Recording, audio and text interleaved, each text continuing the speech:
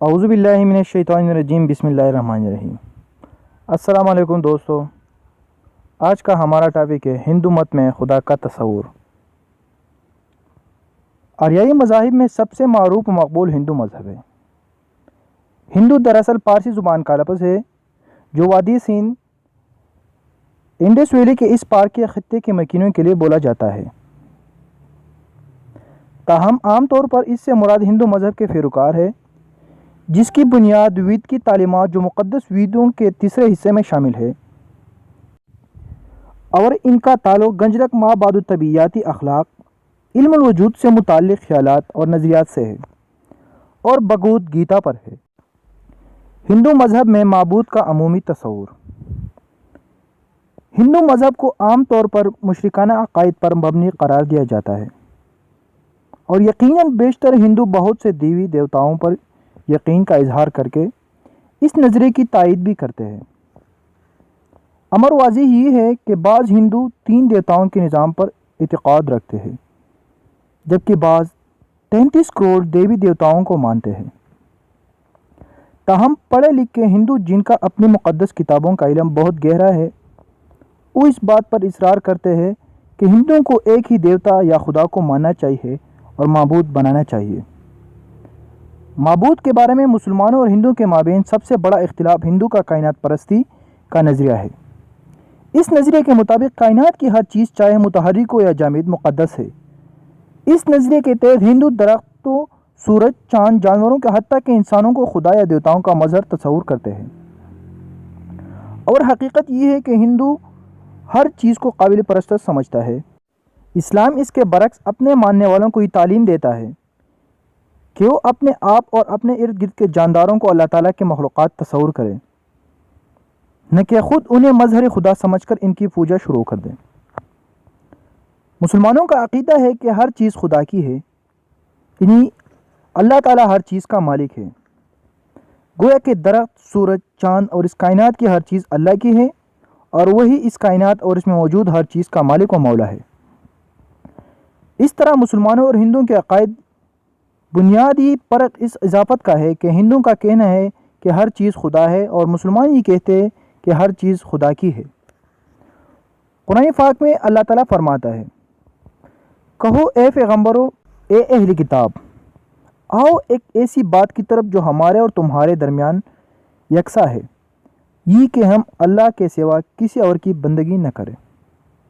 یعنی پہلے مشترک بات یہ ہے کہ ہم اللہ کے سوا کسی اور کو معبود نہیں مانتے۔ آئے ہم ہندوؤں کی مقدس کتابوں اور اسلامی تعلیمات میں پائے جانے والی مشترک عقائد کو تلاش کرتے ہیں اور ان کا جائزہ لیں۔ بھگود گیتا ہندو عقائد کی سب سے معتبر کتاب گیتا ہے۔ اس میں یہ اشلوک ملاحظہ ہو، جن کی عقل پر مادی اور دنیاوی خواہشات کے پردے پڑ چکے ہیں، خود ساختہ دیوتاؤں کے آگے سر جھکاتا ہے اور اپنی فطرت کے مطابق پوجا کے طور پر طریقے اپناتے ہیں۔ بھگود گیتا باب 7 اشوک 20۔ یہاں گیتا مادہ پرستوں کا ذکر کیا گیا ہے جو خود ساختہ دیوی دیوتاؤں کی پوجا کرتے ہیں، یعنی ایک سچے خدا کے سوا۔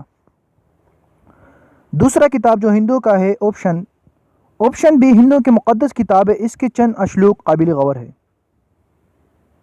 او واحد ہے، اس کا کوئی شریک نہیں، نہ تپسا کی سوچ جینتا نہ سدو، اس کے ماں باپ ہے نہ کوئی مالک اور آقا، نہ تیسا پرستا مستی، اس کی مانند کوئی بھی نہیں، نائنم اردنم ترنم، نہ مدینے پر نہ پریت جبتی، نہ تسی نہ پریتا استا یعنی دہوسا، اس جیسا کوئی بھی نہیں جس کا نام بلند عظمت والا ہے۔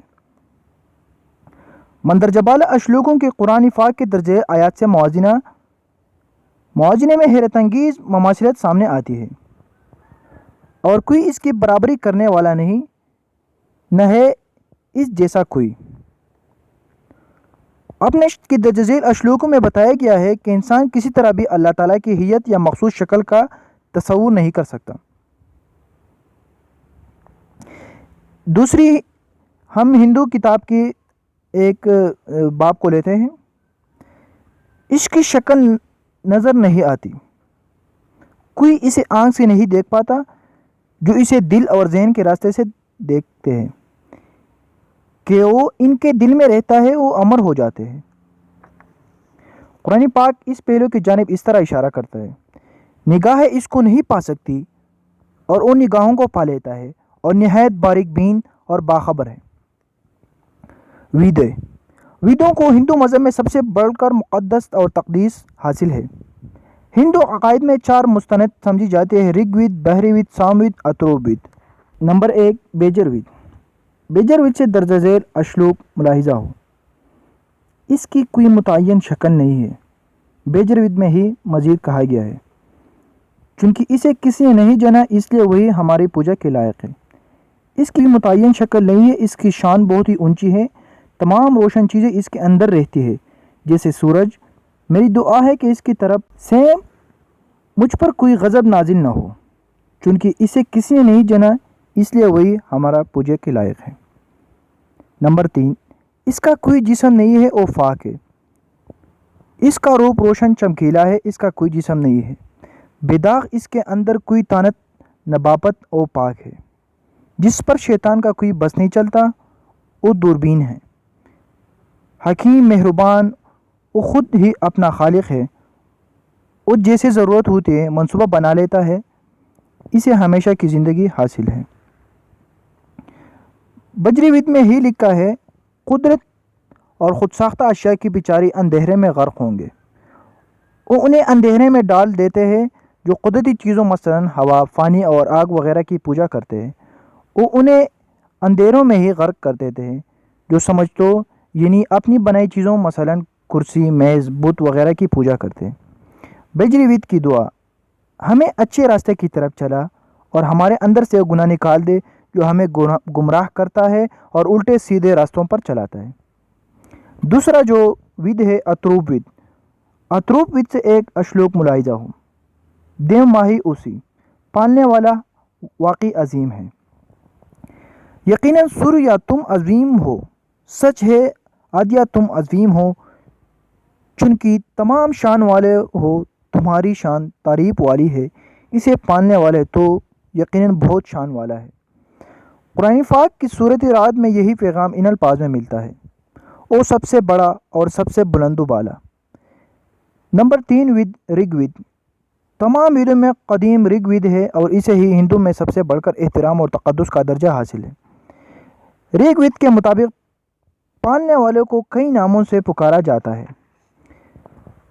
رگ وید میں خدا قادر مطلق کی 33 سے زیادہ صفات بیان کی گئی ہے، جن میں سے کئی رگ وید کی دوسری کتاب کے پہلے بھجن میں موجود ہیں۔ رگ وید میں بیان کی گئی صفات میں سے ایک انتہائی خوبصورت صفات رگ وید کی دوسرے شب اور تیسرے اشلوک میں کی گئی ہے، یہ ہے برہما، جس کا مطلب ہے پیدا کرنے والا۔ عربی میں اس کا ترجمہ خالق ہے۔